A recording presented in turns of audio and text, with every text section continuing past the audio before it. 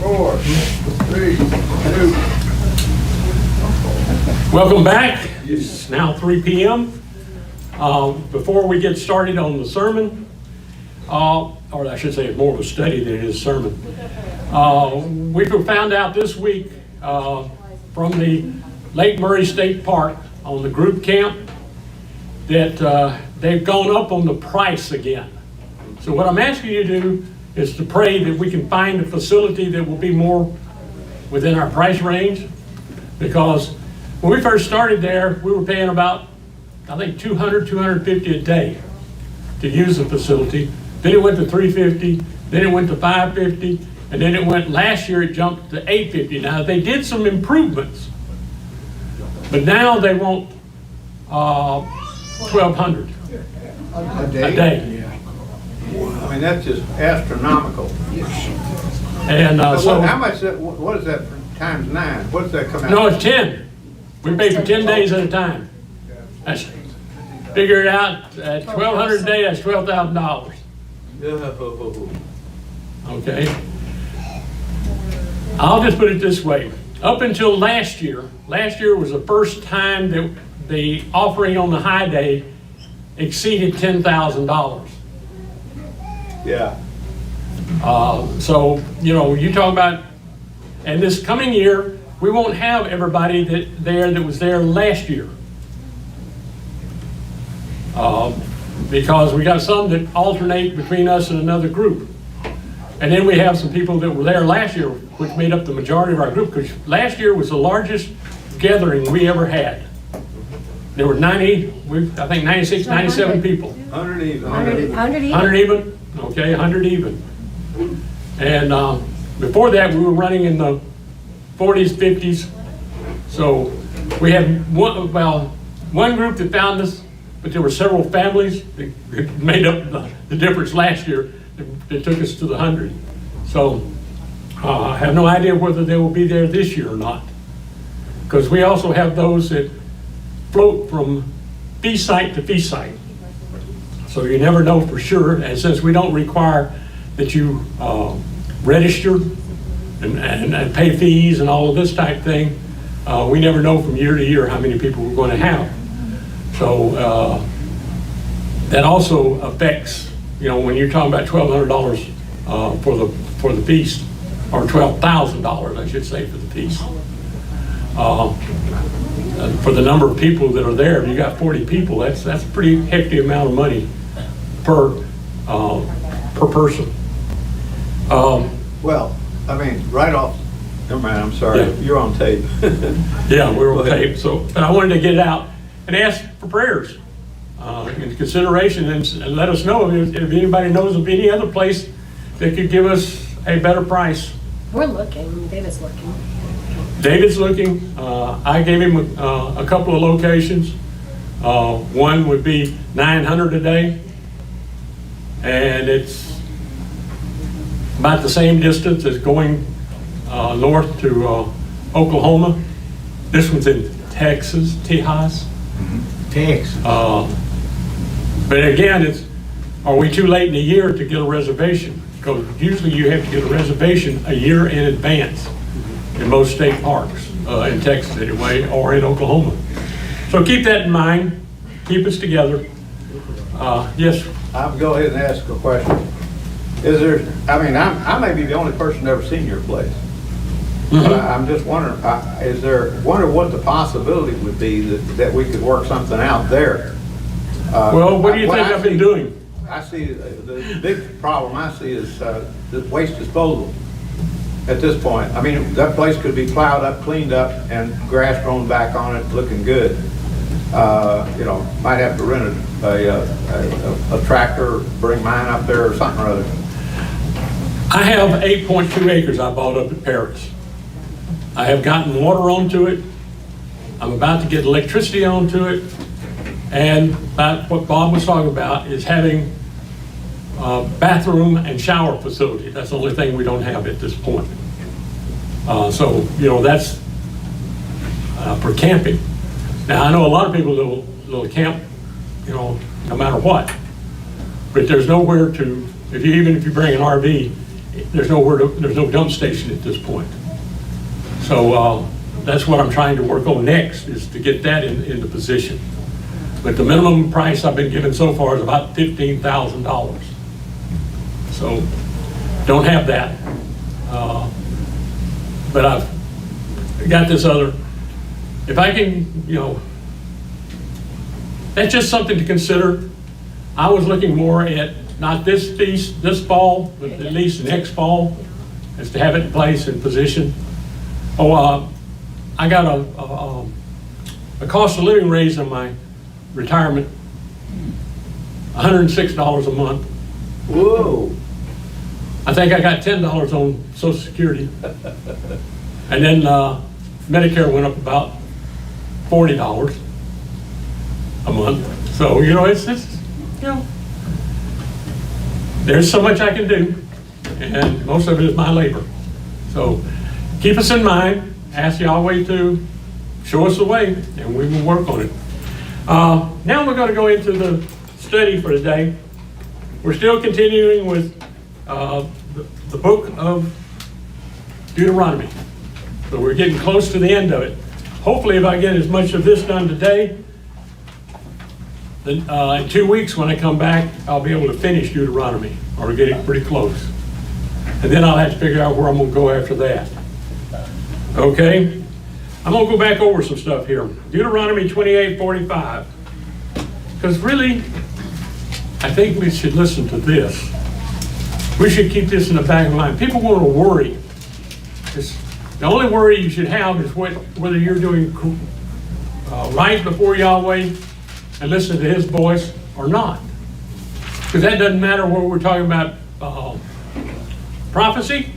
It doesn't matter where we're talking about our daily lives. It's meaning whether or not you're going to have eternal life. So he goes on here, he's talking to the children of Israel. All these curses will come on you and will pursue you and overtake you until you are destroyed, because you didn't listen to the voice of Yahweh your Elohim to keep His what? Commandments, His statutes, which He commanded you. Specific, okay? They will be for a sign and a wonder to you and to your offspring forever. Doesn't end. It's never, Yeshua didn't end it.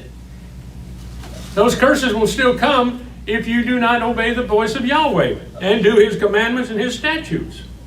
Because, verse 47, you didn't serve Yahweh your Elohim with joyfulness and with gladness of heart, by reason of the abundance of all things. They're there for your edification. They're for your guidance. And they're there for your protection. Because that's what you need. Because if you're close to Yahweh, He is guaranteed to protect you, no matter what's going on out there, no matter what's coming. Okay? It's like my wife tell a story about the fact that when she was at home, one day she went out she was leaving the house to walk to the grocery store and get some stuff. And when she came out, there was a whole pack of dogs. And we're talking about in the neighborhood we lived in then in Dallas, it was Rottweilers, it was German Shepherds, it was the Pit bull. the pit bulls, more so. The majority of the group was pit bulls. And she just said, and I just stood there, and I asked Yahweh to take care of it. He said, and in a couple of minutes, they just turned around, split up, and went off. See, that's the things that strengthens your resolve, strengthens your belief in Yahweh. And when we're talking about all the things that are happening in the world today, you don't look at them as something negative. You look at it that you're one day closer or one event closer to what Yahweh says is going to happen, and Yeshua is going to return, which is the better part. Now, yes, it also says some of us are going to die. A lot of the world is going to die. But think about it. That only strengthens your belief in Yahweh, or it should only strengthen your belief in Yahweh. because that's showing you that everything is progressing just like he said it would. That's the positive of it. I know there's a lot of negative in it, but that's the positive. It says, verse 48, therefore, you will serve your enemies whom Yahweh sends against you. Well, see, he's already talked. They haven't even gone in the land yet. And he's already telling them, he knows what they're going to do. They're not going to live up to the to the very things that they need. Just a second. I keep forgetting to take that appliance out of my mouth. And so I tend to lisp a little bit. Anyway, therefore you will serve your enemies whom Yahweh sends against you, in hunger, in thirst, in nakedness, and in lack of all things.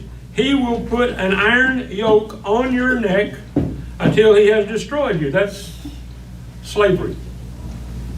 Yahweh will, verse 9, will bring a nation against you from far, from the end of the earth, as the eagle flies, a nation whose language you will not understand. How many of us speak more than one language? Raquel has to be the one.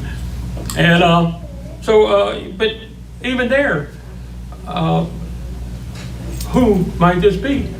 I don't know, not yet, because I don't understand a bunch of them. But it also says here, verse 50, a nation of fierce facial expressions. Gets a little more close to what you can think of in today's world. That doesn't respect the elderly. That marks it, it takes it down a little more. Nor show favor to the young. When you have people that think children are disposable. Verse 51, and they will eat the fruit of your livestock and the fruit of your ground until you are destroyed. They also won't leave you grain, new wine, or oil, the increase of your livestock, or the young of your flock, until they have caused you to perish. They will besiege you in all your gates, until your high and fortified walls come down, in which you trusted throughout all your land. They will besiege you in all your gates throughout all your land, which Yahweh your Elohim has given you. I like to give examples. Think about it right now. When he talks about these gates and these walls that you entrust in. Look what's happening on our southern border. They didn't finish the wall. It's being traversed by people, and I'm not just saying Hispanics or Mexicans or what, or Central and South Americans.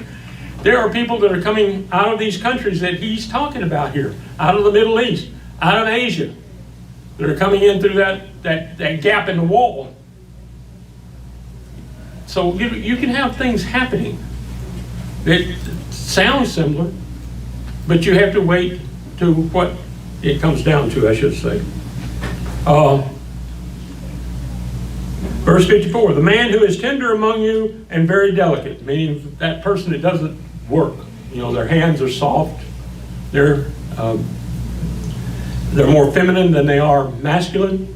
His eye will be evil toward his brother, toward the wife whom he loves, and toward the remnant of his children whom he has remaining.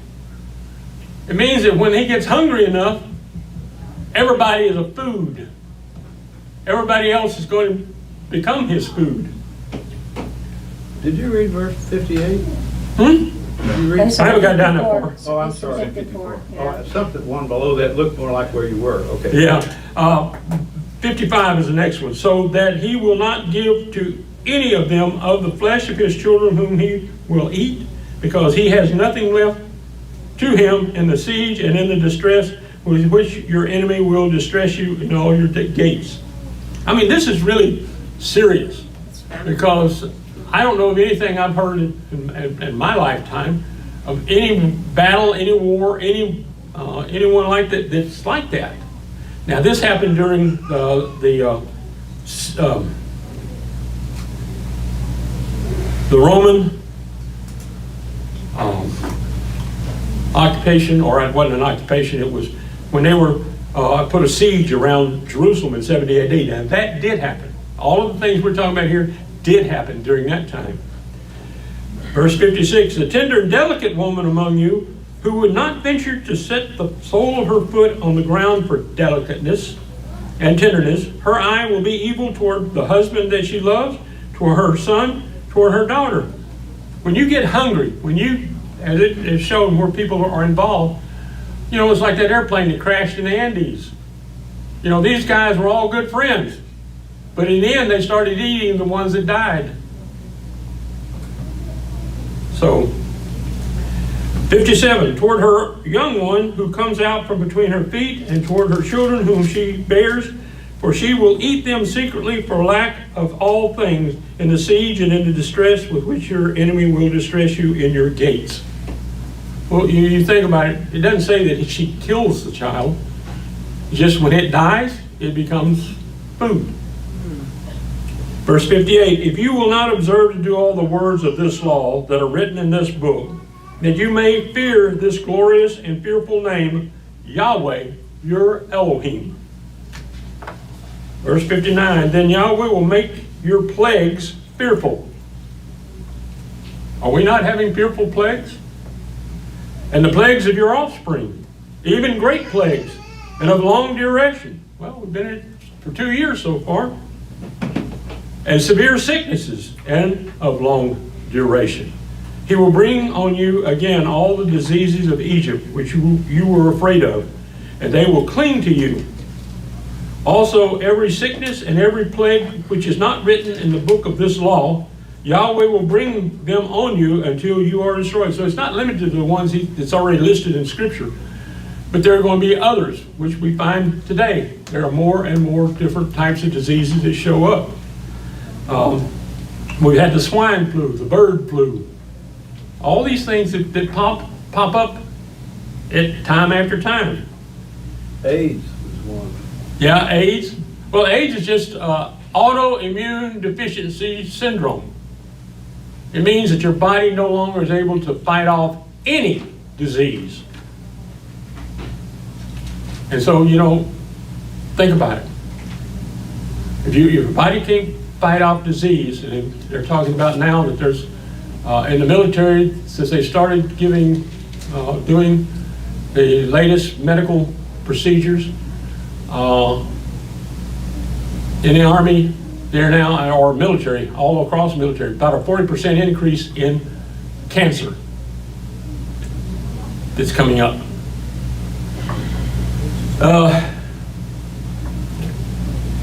Verse 62, you will be left few in number, even though you were as the stars of the sky for multitude, because you didn't listen to the voice of Yahweh your Elohim. It will happen that as Yahweh rejoiced over you to do you good, remember this, He rejoices when you do good and to multiply you. So Yahweh will rejoice over you to cause you to perish and to destroy you. You will be plucked from the land that you are going in to possess. Yahweh will scatter you among all peoples from one end of the earth to the other end of the earth. There you will serve other gods which you have not known, you nor your fathers, even wood and stone. Not limited to wood and stone, though. What happened to Israel when they finally were overthrown as a nation, as a people? They were all scattered across the world. It says, among these nations, you will find, verse 65, no ease, and there will be no rest for the sole of your foot. But Yahweh will give you there a trembling heart, failing eyes, and pining soul. This is because you don't trust in Yahweh. You have to trust in Him, literally with your whole body. Your life, verse 66, will hang in doubt before you. You will be afraid night and day, and will have no assurance of your life. It's something that is terrifying for many. Verse 67, in the morning you will say, I wish it were evening, and at evening you will say, I wish it were morning, for the fear of your heart which you will fear, and for the sights which your eyes will see. Yahweh will bring you into Egypt again with ships, by the way of which I told you that you would never see it again. Well, they walked out on their own feet. This is talking about them coming back by ship. There you will sell yourselves to your enemies for male and female slaves, and no one will buy you. If we have an horrible. economic collapse, people will be looking for work, jobs, anything to feed their family, feed themselves. And when they talk about ships, that's just basically people saying, well, there's jobs over here, we'll go over there. You know, how many people in the United States already work in the Middle East, in Egypt, in the oil fields, okay? If they've got no jobs here in the States, but they got jobs in the Egyptian oil fields, people will get on a ship and they'll go to Egypt voluntarily. Yahweh don't even have to put them there.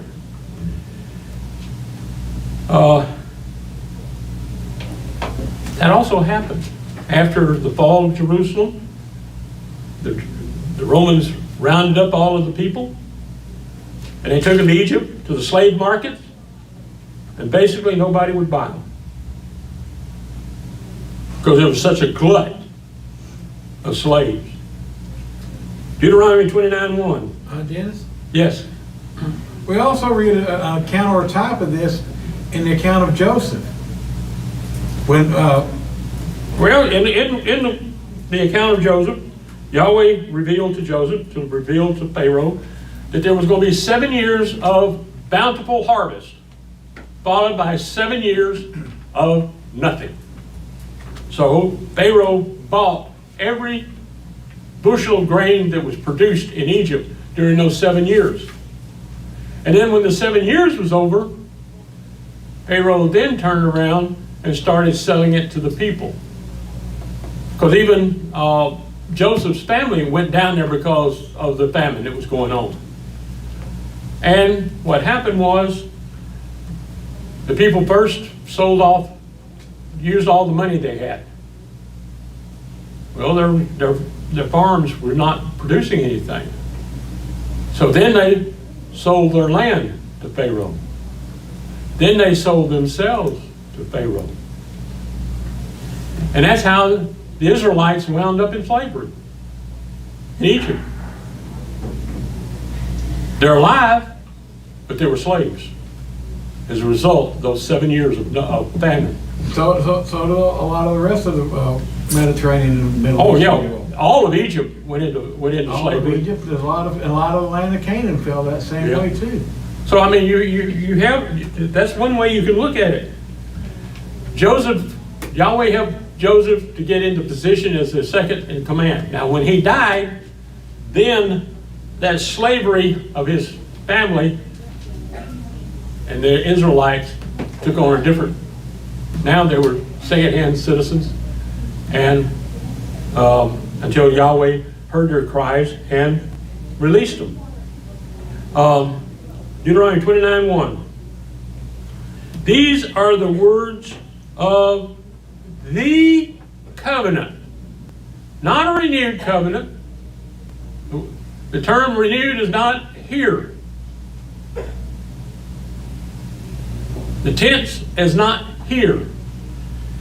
This is the word karat. A primitive root means to cut off, cut down, cut asunder, by implication to destroy or consume, specifically to covenant. That is to make an alliance or bargain, originally by cutting flesh and passing between the pieces. These are the words of the covenant, because at this point there's a new covenant being made. That has not been made yet.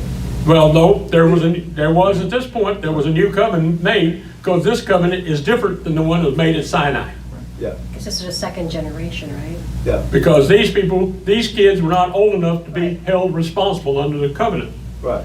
which Yahweh commanded Moses to make with the children of Israel in the land of Moab.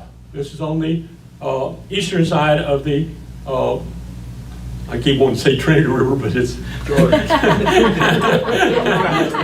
that's a river that flows through Dallas. In addition to this to the covenant, because it says the, that's another aspect that tells you in Hebrew, which he made with them in Horeb, which was in Sinai. Okay? Verse 2, Moses called all Israel and said to them, your eyes have seen all that Yahweh did in the land of Egypt to Pharaoh, and to all his servants, and to all his land. The great trials which your eyes saw, the signs, and those great wonders.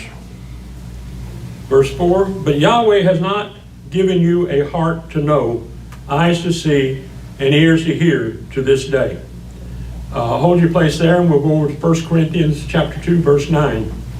1 Corinthians chapter 2, verse 9.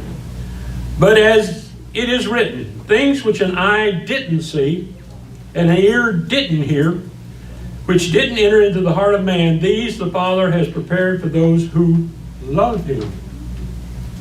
But to us the Father revealed them through the Spirit. For the Spirit searches all things, yes, the deep things of the Father. For who among men knows the things of a man, except the spirit of the man, which is in him? Even so, no one knows the things of the Father, except the Father's Spirit. But we received not the spirit of the world, but the Spirit which is from the Father, that we might know the things that were freely given to us by the Father. You know, with us today, part of our process in baptism is receiving the set-apart Spirit, which allows us to understand, to open our mind to understand all of the things that Yahweh intended us to understand. And the thing about it, with most people don't realize that with this baptism and laying on of hands and receiving the set-apart Spirit, is that it puts you in a new position. Because now you're going to see things that you need to be doing that you haven't been doing. Then it's up on you as to whether or not you then take the Spirit that Yahweh has given you, observe it, and then change your life by incorporating those things that is revealed to you that you need to be doing. Okay? With a lot of people, the first thing is the Sabbath, keeping the Sabbath. And I mean keeping and observing the Sabbath. That means from sundown on what we call Friday to sundown on Saturday, we do no work. We have no employment. We do no work. We don't do the normal things we normally do at home during the week. It is a day of absolute rest. The only difference we make is to come to services. But otherwise, the rest of the time is no work. And then you get, then you have the holy days and the observance of them. So there's a lot of things that starts opening, and it's revealed to you. If you do not act upon it, then Yahweh will take a bit of the Spirit away from you. And if He reveals something else and you don't act upon it, He'll take a little bit more. And pretty soon, He'll take it all. If you don't act upon what Yahweh reveals to you, which is in Scripture, which you hear from the pulpit, you hear from other people, and it gives you a chance to improve your life. 1 Corinthians 2:12, but we receive not the spirit of the world, but the Spirit which is from the Father, that we might know the things that were freely given to us by the Father.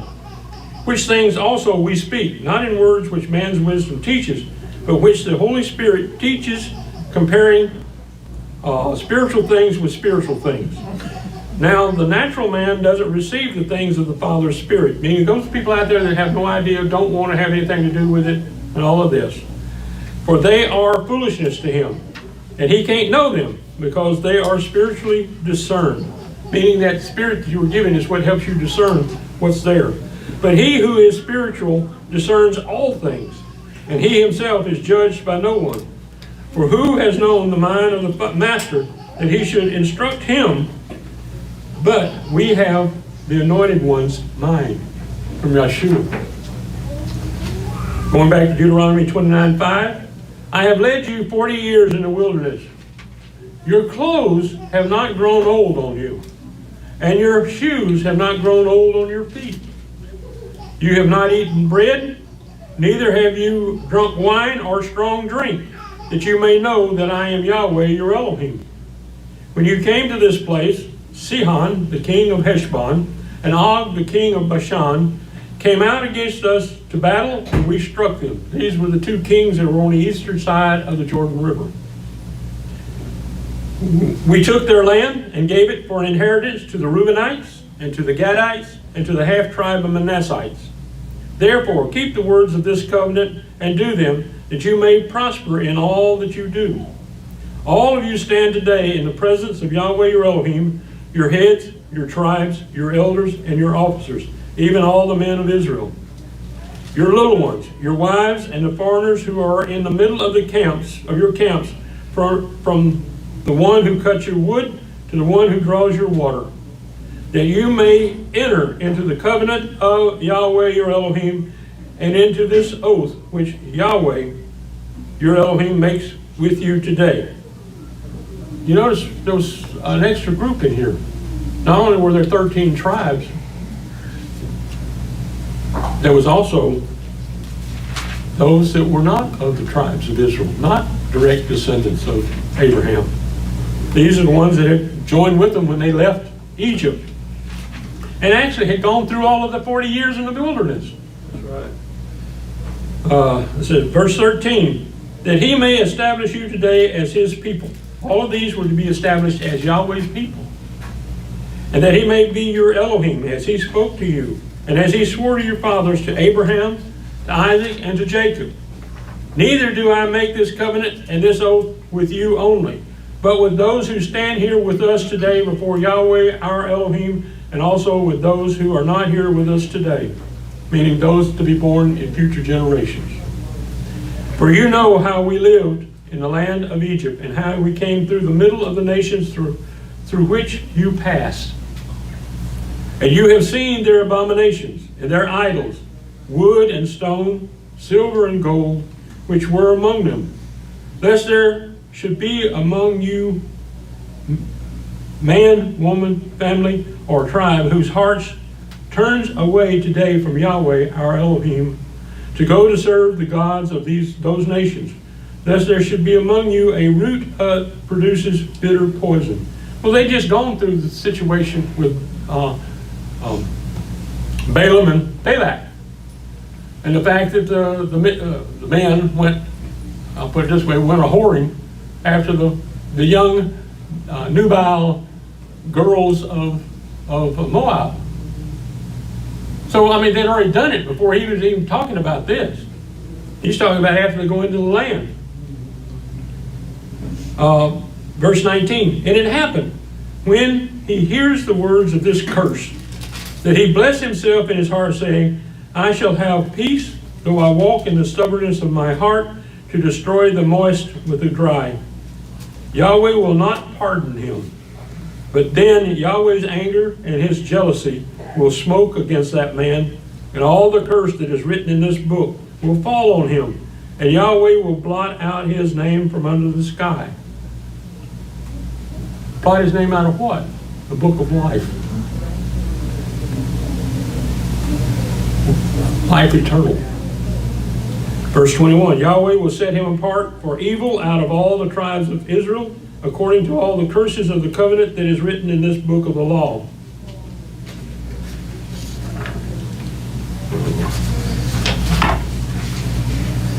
The generation to come, your children who will rise up after you, and the foreigner who will come from a far land will say, when they see the plagues of the land and the sicknesses with which Yahweh has made it sick, and that all its land is sulfur, salt, and burning, that it is not sown, means they haven't planted, doesn't produce, nor does any grass grow in it, like the overthrow of Sodom, Gomorrah, and Adamah, Zebolim, which Yahweh overthrew in his anger and in his wrath. I've been to an area that they believe was where Sodom and Gomorrah and these other cities were located. It is an area of ash. Okay? Mounds of ash. And buried in those mounds of ash are little balls of sulfur that has a crust. that formed when it was burning. It rained down on that area. May or may not be the actual ones, but put it this way, it's pretty convincing because I've got a, well, I can't say that on this. I have know somebody who's got some of the balls. Hey, leave me alone. Don't tell them who it is, would you? I won't tell if you won't tell.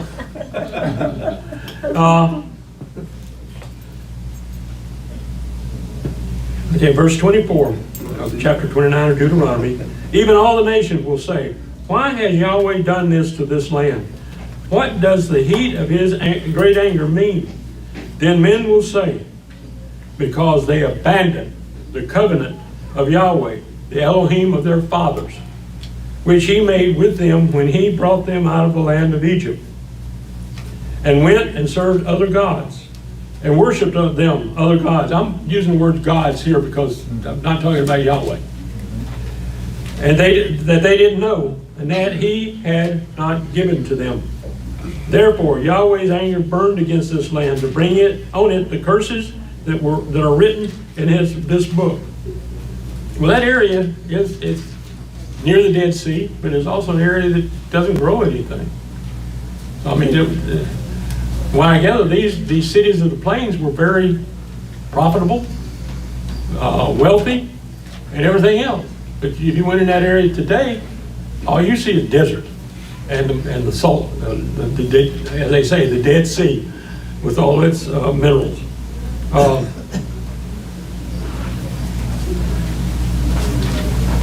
Let's see.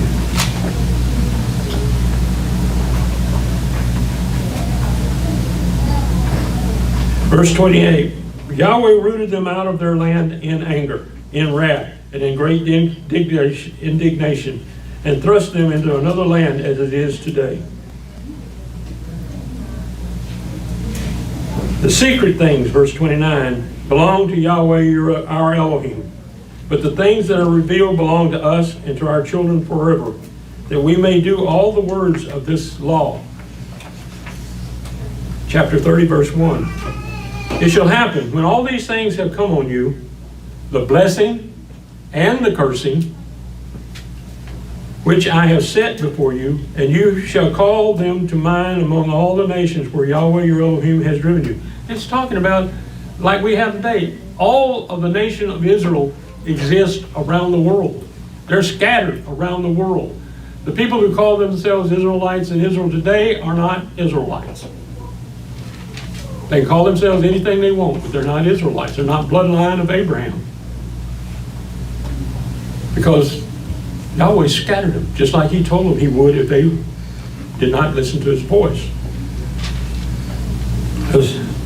Verse 2 of chapter 30. And return to Yahweh your Elohim and obey his voice according to all that I command you today, you and your children, with all your heart and with all your soul.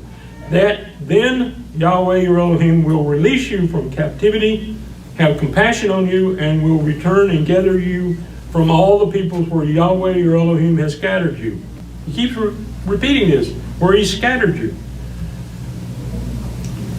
Following this message by Moses, before the end of the nation of Israel, a self-ruled nation of Israel, they went into captivity and were scattered to the four winds. They went into two different captivities. They went in with the house of Israel first, and then the house of Judah and went in second. Israel is still scattered. Yahweh has not gathered all the descendants of Abraham and Israel to the land promised to Abraham. Oh, there's people who have gone into the land and claimed that they are Israelites, but that's only if you want the land. You can make any claim you want to, which nobody is able to disprove or prove. Verse 4, if your outcasts are in the uttermost parts under the heavens, from there Yahweh your Elohim will gather you. From there he will bring you back. Has that happened? You think about how many millions of Israelites there are in this world. How many what? Millions or billions? There are in this world. To the point, when you look at modern day Israel, it's what, 6 million now? Between 6 and 10. So, I mean, that's not very many people. Yahweh, verse 5, your Elohim will bring you into the land which your fathers possessed, and you will possess it. He will do you good and increase your numbers more than your fathers. Has that happened? No. Verse 6, Yahweh your Elohim will circumcise your heart. Notice that, circumcise your heart and the heart of your offspring. Because that's what changes you. No other physical circumcision has any effect on that.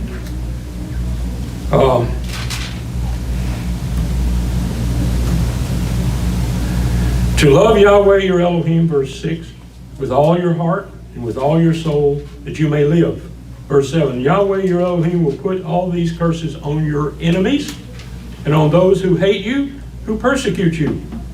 You shall return and obey Yahweh's voice and do all his commandments which I command you today. Well, that brings to mind, in order to obey Yahweh's voice today, are we not still under the same command to observe and keep his requirements? Genesis 26:5. I mean, it goes back to Genesis 26:5. Because Abraham obeyed my voice and kept my requirements, my commandments, my statutes, and my laws. All of them. Verse 9 of Deuteronomy 30. Yahweh your Elohim will make you plenteous in all the work of your hand, in the fruit of your body, in the fruit of your livestock, and in the fruit of your ground, for good. For Yahweh will again rejoice over you for good, as he rejoiced over your fathers. Verse 10, if you will obey the voice of Yahweh your Elohim, to keep his commandments and his statutes which are written in this book of the law, if you turn to Yahweh your Elohim with all your heart and with all your soul, for this commandment which I command you today is not too hard for you or too distant. It's easy. You do what he says to do, it's easy. Oh, it may be hard if you don't want to do it. Then he makes a comment, verse 12. It is not in heaven that you should say, who will go up for us to heaven and bring it back and bring it to us and proclaim it to us that we may do it.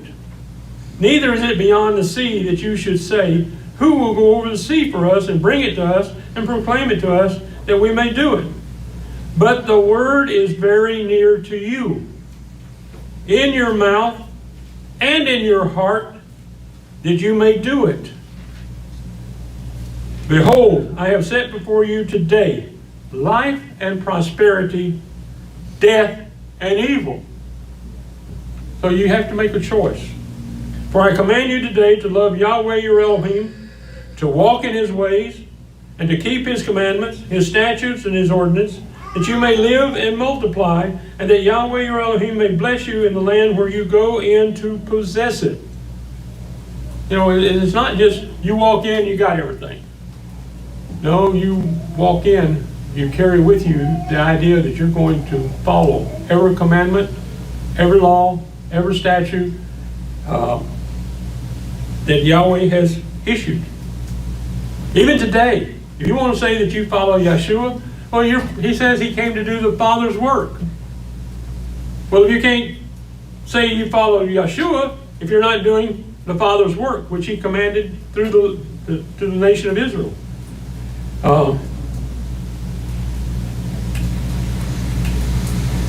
Verse 17.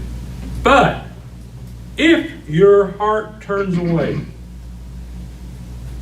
and you will not hear, but are drawn away, and worship other gods and serve them, I denounce you today.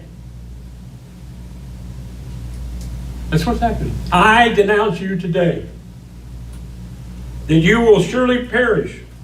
You will not prolong your days in the land where you pass over the Jordan to go in to possess it.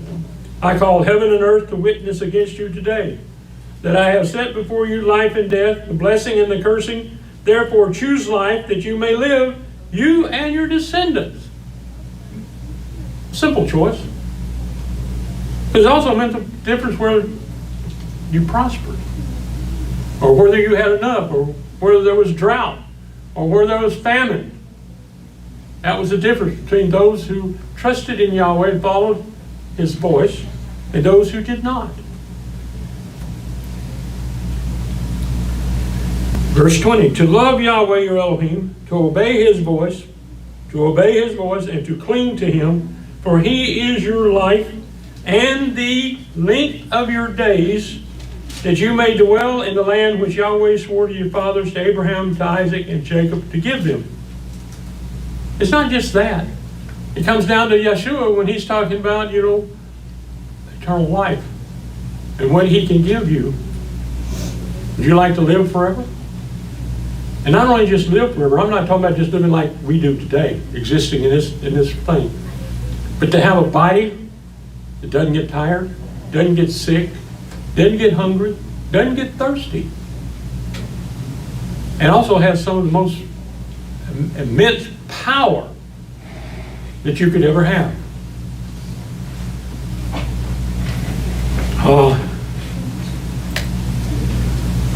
Chapter 31, verse 1. Yeah, actually going to make it maybe. Moses went and spoke these words to all Israel.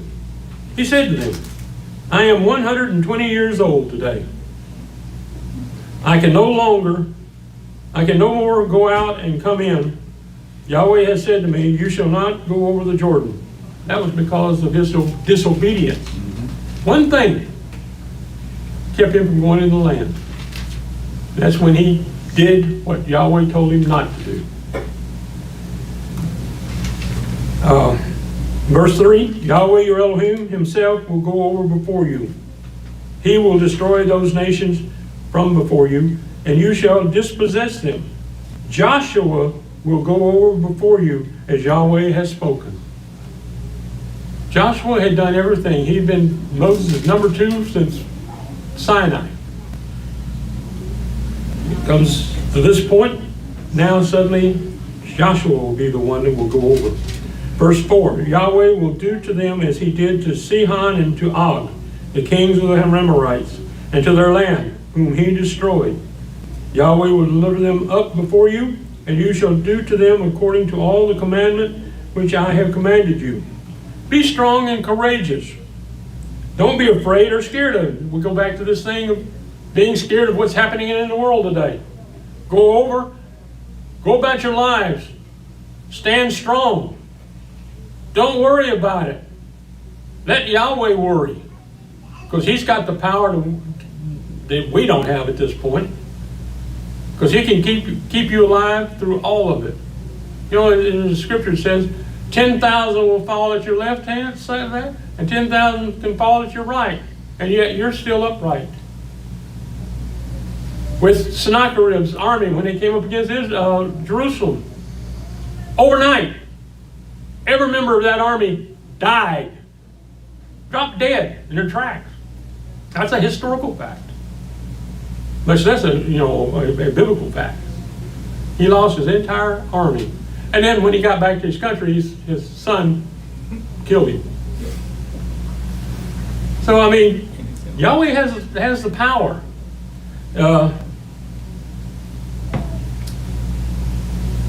Verse 5, Yahweh will deliver them up before you, and you shall do to them according to all the commandment which I have commanded you. Be strong and courageous. Don't be afraid or scared of them, for Yahweh your Elohim Himself is who goes with you. He will not fail you nor forsake you.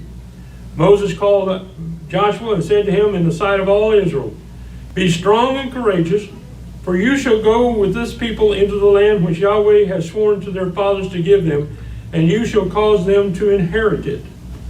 Yahweh Himself is who goes before you. He will be with you. He will not fail you nor forsake you. Don't be afraid. Don't be discouraged. Moses wrote this law and delivered it to the priests, the sons of Levi, who bore the ark of Yahweh's covenant, and to all the elders of Israel. Moses commanded them, saying, at the end of every 7 years, in the set time of the year of release, in the Feast of Tents, in the fall, during Sukkot, during the Feast of Tabernacle, whatever how you want to call it, he was to start reading it. Dennis? Do you know when that 7 year is going to be now? We don't know. Nobody knows. Okay. One organization I was with, the way they determined it was 7 years from when you were baptized. Okay, so it's different for each person then. Yeah, it would be, they worked it that way, but basically, no one, there are people that out there that, I think in Israel, with the rabbis in Israel, they do one every 7 years, but I don't think even any of those groups all agree as to which year starts it.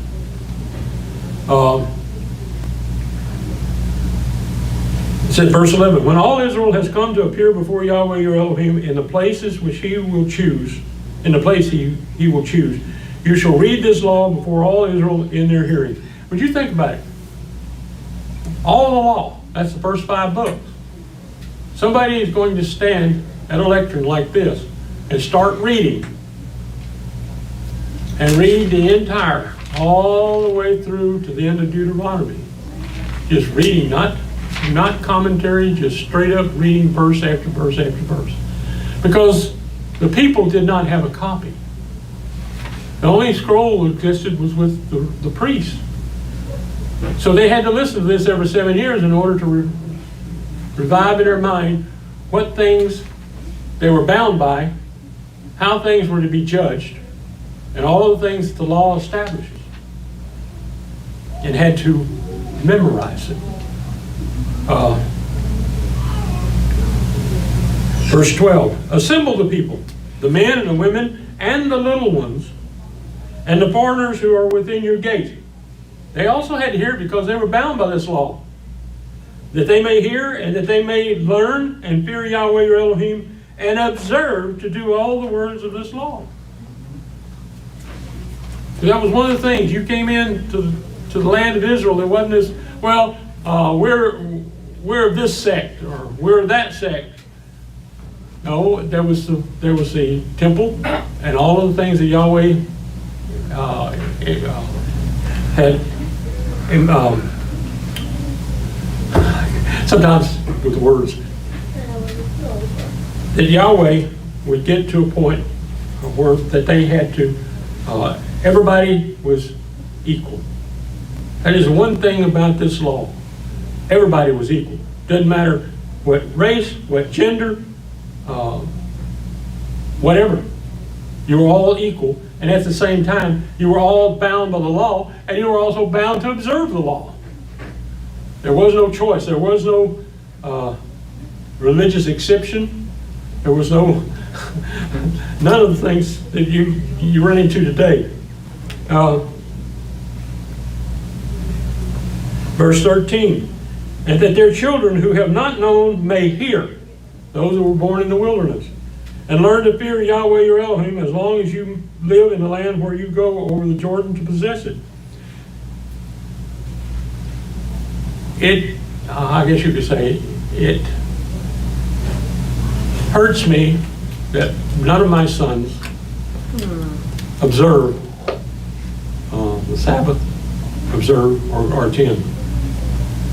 I have one that does come to the Feast of Tabernacles every year. But other 3, no. It goes on out there. Everything that goes on in the world goes on. Even though, and this was one of the things, my youngest one, you try telling him something that's not right in Scripture, and he will correct you. Because he's got all of those years that he and his brothers sit on the carpet in church services and played with their cars while the person standing up here was speaking. And you didn't realize it, we didn't realize so much at the time how much they were actually taking in. That's why we have our kids in the services. So that just hearing it as a background, they take in the bits and pieces. They may not understand it all, but they've got a base from which, when somebody tells them something is wrong, they say, no, that's not right. And one day, they may listen. And with the right condition, at least 2 of the sons might start keeping the Sabbath again. One, I don't expect to ever have that happen. And that's my eldest, because he's really, put it this way, put a distance between him and Yahweh. Verse 14, Yahweh said to Moses, behold, your days approach that you must die. Call Joshua and present yourselves in the tent of meeting that I may commission him. Moses and Joshua went and presented themselves in the tent of meeting. That was not an election. Yahweh chose him. Yahweh said he was going to be the one that's going to represent Yahweh. He says, Yahweh said to Moses, behold, your days approach, you must die. Call Joshua and present yourselves in the tent of meeting that I may commission him. Moses and Joshua went and presented themselves in the tent of meeting. Yahweh appeared in the tent in a pillar of cloud, and the pillar of cloud stood over the tent's door. Yahweh said to Moses, behold, you shall sleep with your fathers. This people will rise up and play the prostitute. So he already knows what they're going to do. After the strange gods of the land where they go to be among them, and will forsake me and break my covenant which I have made with them. Then my anger shall be kindled against them in that day, and I will forsake them, and I will hide my face from them, and they shall be devoured, and many evils and troubles shall come on them, so that they will say in that day, haven't these evils come on us because of our Elohim is not among us? You know, suddenly you realize that there's a difference between when he's there and when he's not. Yes, Bob? Can you imagine what Moshe felt like when he heard that? When he wrote that? Yeah, because they hadn't done anything yet. They hadn't done anything yet. After all of he's gone through. Mm-hmm. And they're about to cross the Jordan, and he gets a story like that. That must have been really rough on him. But it's made him call it to mind, just like with the disciples when Yeshua was executed. Then all that he had said was called to mind, brought to memory. Hard way to do it, but that's the way it will. He said, verse 18, I will surely hide my face in that day for all the evil which they have done, in that they have turned to other gods. Now therefore write this song for yourselves and teach it to your children of Israel, which is one way of memorizing something is to sing it.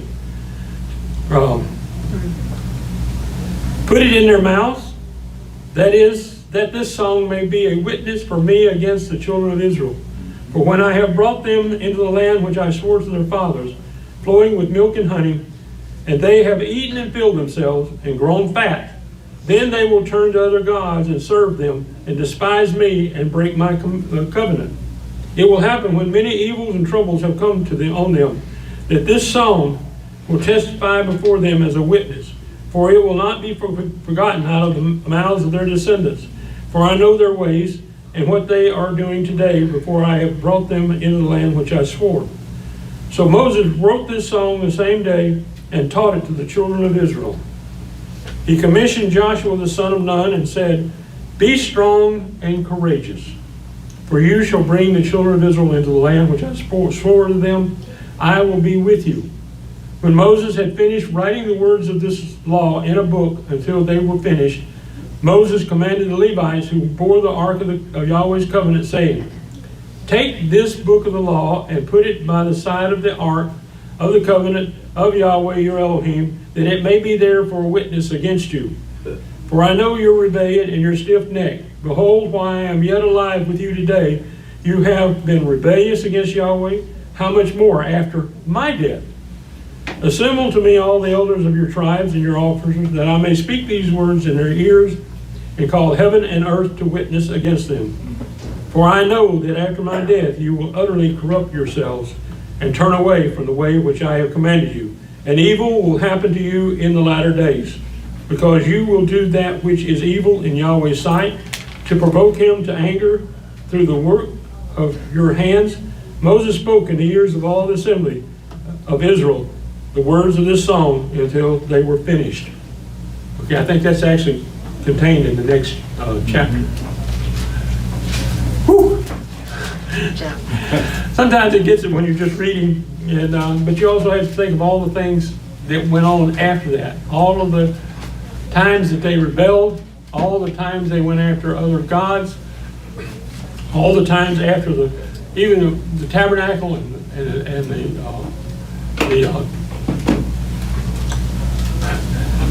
I would have a problem. Temple were built, and how that the Levites led them astray for years, sometimes for centuries. How they would get everything back together, and then slowly over time they would forget why they did all this, and they would go back.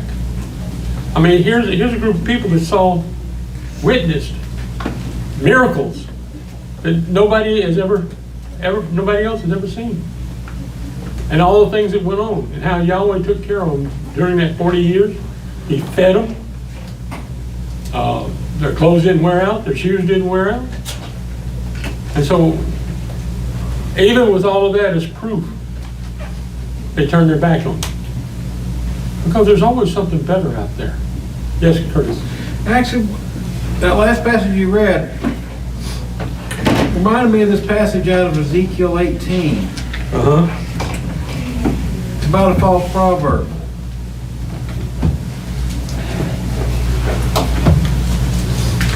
That's it. Ezekiel 18. Yeah, it starts in verse 1. It's about how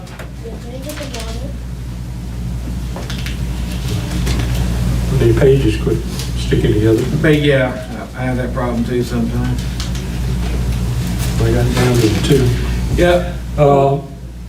Ezekiel 18, verse 1. The word of Yahweh came unto me again, saying, What mean you that you use this proverb concerning the land of Israel, saying, The fathers have eaten sour grapes, and the children's teeth are set on edge? As I live, says Adonai Yahweh, you shall not have occasion anymore to use this proverb in Israel.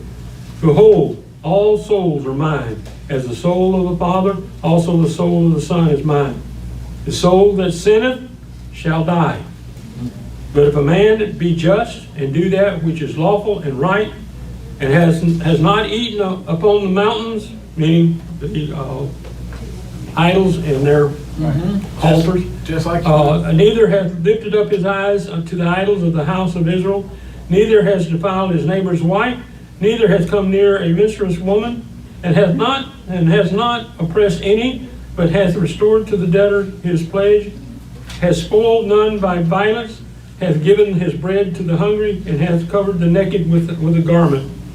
He that hath not given forth upon usury, neither has taken any increase, that hath withdrawn his hand from iniquity, hath executed true judgment between man and man, hath walked in my statutes, and hath kept my judgments to deal truly. He is just. He shall surely live, says Adonai Yahweh. For if he beget a son that is a robber, a shedder of blood, and that does the like to any one of these things, and that does not any of these duties, but even has eaten upon the mountains, and defiled his neighbor's wife, hath oppressed the poor and needy, hath spoiled by violence, hath not restored the pledge, and hath lifted up his eyes to the idols, hath committed abominations, hath given forth upon usury, and hath taken increase. Shall he not then live? He shall not live. He shall not live. He has done all these abominations. He shall surely die. He shall surely die. His blood shall be upon him. See, the point here is that when Israel was about to enter the land, they weren't being judged for what some future generation was going to be doing. But he knew the generation would eventually fall away. But he was going to let them do what they were going to do in their nature before he actually punished them for it. Mm-hmm. Oh no, we're not going to do that. Oh yes, you will. Well, you would think you would then make sure that you took all precautions not to. You would think so. And See, that's the point I wanted to bring out here. okay. And the point of this passage, it goes on more saying that if an evil man begets a righteous son, he's not gonna punish the righteous son either. Right. He's not gonna judge the righteous son the same way he judges an evil father, or an evil father the same way he judges the righteous son. He's going to judge each one by what they did. By what, there you go. Because that's the only one that can control what you do, is yourself. Next time I'll be here, next scheduled speaking date is February. I'll get it correct this time. Last time I missed this Sabbath. Second Sabbath in February, which is February the 12th, 2 weeks from today at 3 p.m.